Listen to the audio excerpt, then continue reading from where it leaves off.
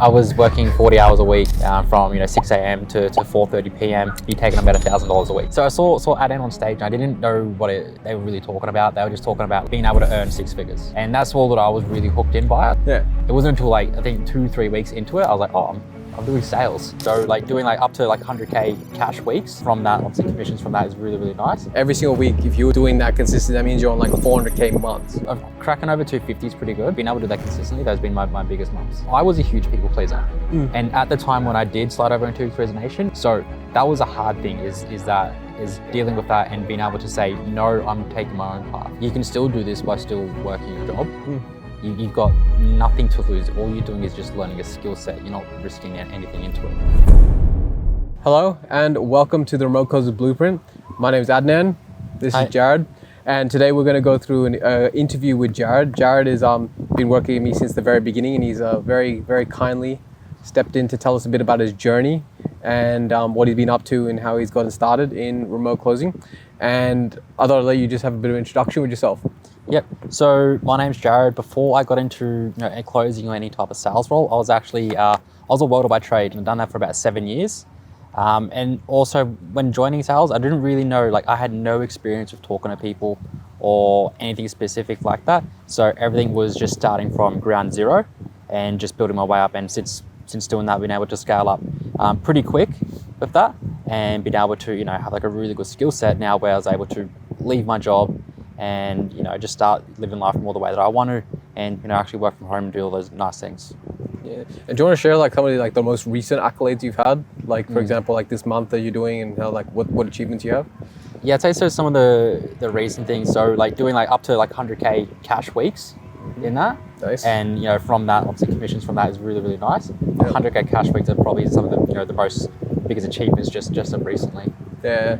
So 100K cash weeks. That means you're every single week, if you were doing that consistently, that means you're on 400K months. And that means at a 400K month, someone who's sitting at a range between 10 and 12%, you're doing 40K plus months. So you're doing really good months. So you're doing really good commission, I guess. Yeah. Was it before you got started in remote closing or before you got started in the online space at all, did you ever think that you'd ever make that kind of money? No, I didn't really know exactly what it was before I got into it. I remember as most people do when they get started into making money online is they just want to hit the first $10,000 a month. And I remember when I hit that, it was a really, really good feeling, but I never ever expected to be doing that, weekly now from that. Yeah, it's weird, isn't it? Because when you think about it, you go, what some people make in a year, in some cases you do and compound that into 2 months, and you're great. For you, as far as so walk us through so before you got started in remote closing, you were a welder. Yeah. So boilermaker by trade. So how does that compare from an income perspective, what you were on to where you are now? How it compares? Well, it's night and day, really. I was working 40 hours a week, quite some long hours as well, from 6 a.m. to 4:30 p.m. Most days, and I was I'll be taking about $1,000 a week from that. 1,000 a week. Okay. So yeah, big difference because because on average you're closing $1,000 per sale now. Yeah, averaging. Yeah. I guess it's a pretty interesting story when we first got started together, right? Because you kind of had zero idea about how remote closing worked. Actually, you want to tell a story about how you actually? Yes, it's kind of funny. I saw Adnan on stage and I didn't know what they were really talking about. They were just talking about leveraging time a little bit better and using a skill set to just have massive leverage. And they floated something about being able to earn six figures, and that's all that I was really hooked in by. I was and I remember after that I went to them. I was like, how can I get into it? Yeah. How can I get into it? And I just talk, and I still didn't even know really what it was. Yeah. If it was selling or it was doing a business. But I was like, how can I get into it? And I remember it wasn't until I think 2-3 weeks into it, I was like, oh, I'm doing sales. I'm learning sales. So for you, Jarrod, for you, when you first got started, when was the point where you realized between boiler making and getting into remote closing or getting into online space at all, when did you realize that something actually needed to change for you?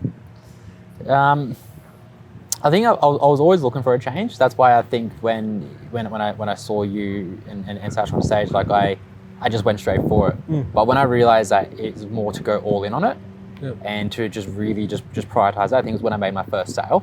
I remember that it was a Friday afternoon, and in about a 30-minute conversation, I made just over $880 on that. So just for the people listening, like $880 in 30 minutes. 30 minutes. Yeah. Okay. So, and that's not even like a big high ticket product, eh? No, it was kind of like the middle range. It wasn't anything crazy. Yeah. It was just and when I saw that, I was like, well, that's basically my entire paycheck, my week's paycheck in 30 minutes, and that's when I really realized that this was a skill set that could really like just drastically change everything. And if I knew if I doubled down on that, I'll be able to really maximize everything else. So walk me through what's been your biggest month? Biggest month in terms of like in sales? In sales? Yeah. Like commissions wise or revenue wise? Like both. I think I've cracking over 250 is pretty good. Like that's like being able to do that consistently. That's been my biggest months. Yeah. From that 250,000 in sales from 250,000 sales for a month, and then like that's been even like you don't have to tell everybody what you're actually making, but like from even for example a 10% commission, you make 25 grand, right? Yeah. It's pretty solid income. Yeah. So like that's where like at that level you're making more than what so like some of the CEOs we talk to on calls make. Yeah. Right. So I think it's such a cool skill set. What was the biggest thing you were scared about? Like, because like I know everyone's like, oh, I can't be good at sales, all that sort of stuff. Like, what were you?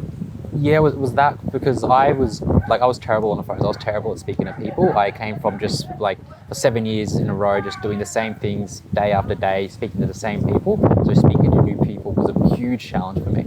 Yeah. A lot of fears, a lot of like dealing with rejection. I think was a big thing as well. Like when people say no or like they palm you off, that was a hard thing.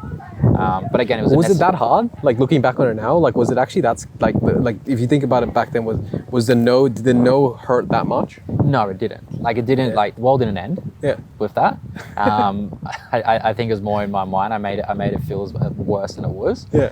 But now that I look back, it's just like, well, it doesn't matter. But going back to like the day that you like slid over your 2 weeks resignation, you're like, I'm done with like working in like an apprenticeship on the tools. Like, how was that for you?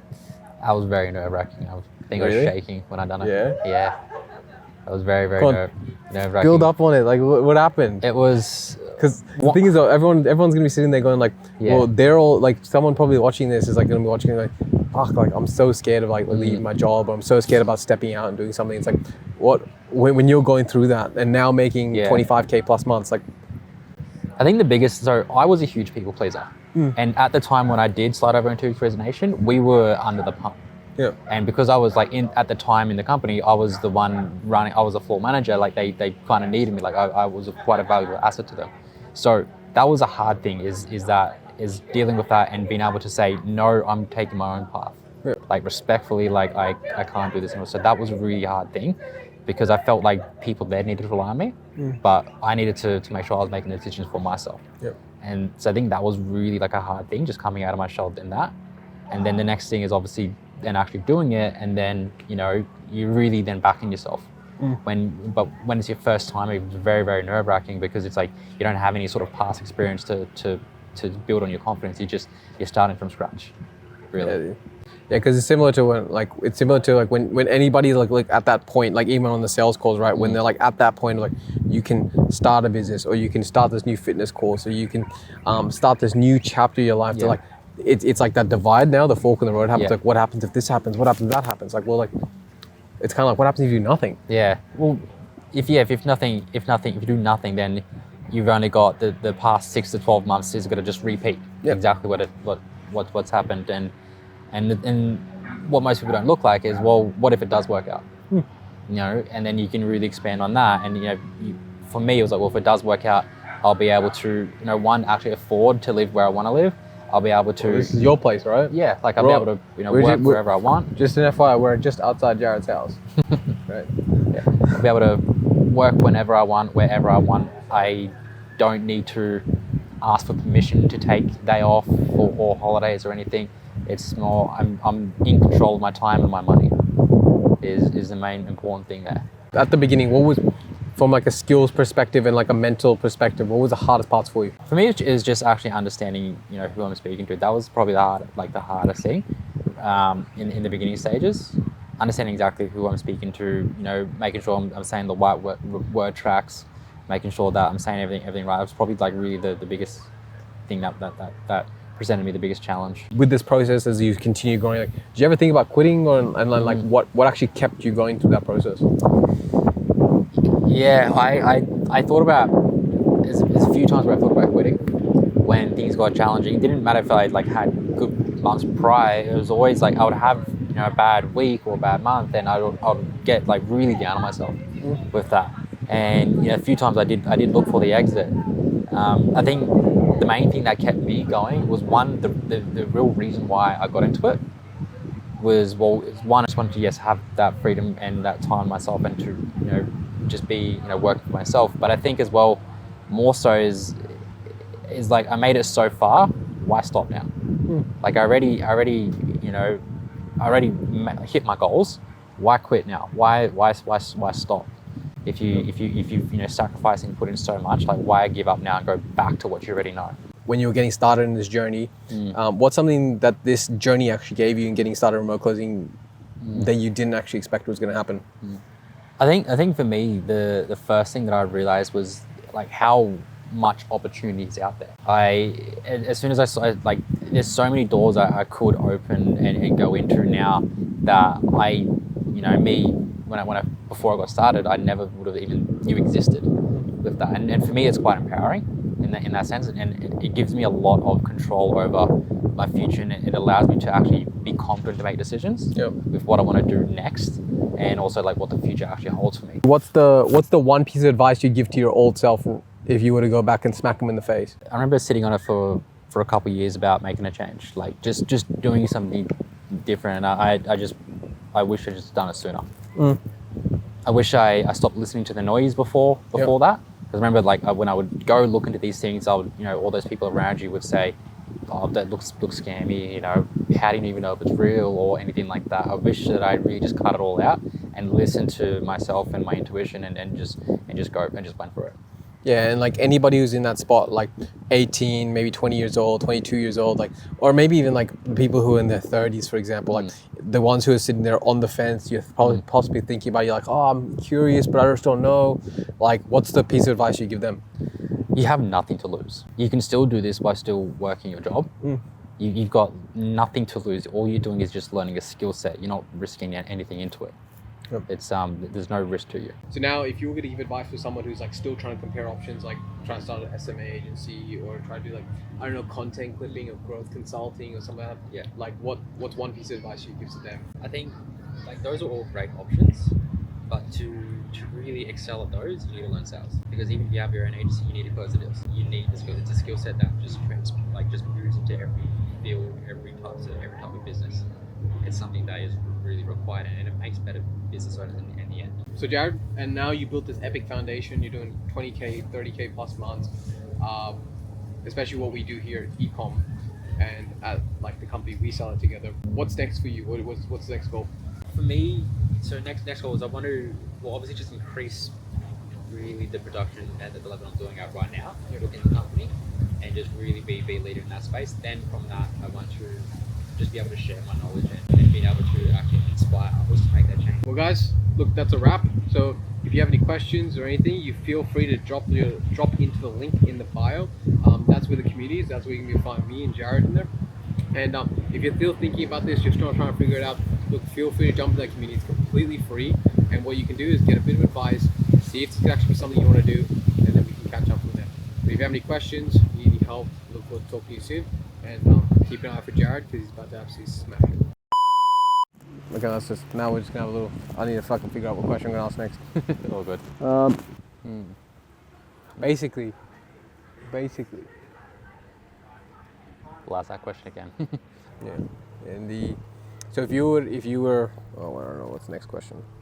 What's the next question before jumping in? It's a huge shift in like a shift in perspective. Like often, I'm gonna repeat that. I feel like we're getting more rhythm. You're getting it. 100%. What's next? Wait for that boat. Huh? Wait for that boat to pass. Fucking boat, man. Okay, I'll do the question again. Yeah. Huh? This wind is cooked. Wind. There's People people. fucking chat. Like what? All of a sudden. This is hard in the public space. Yeah, I know.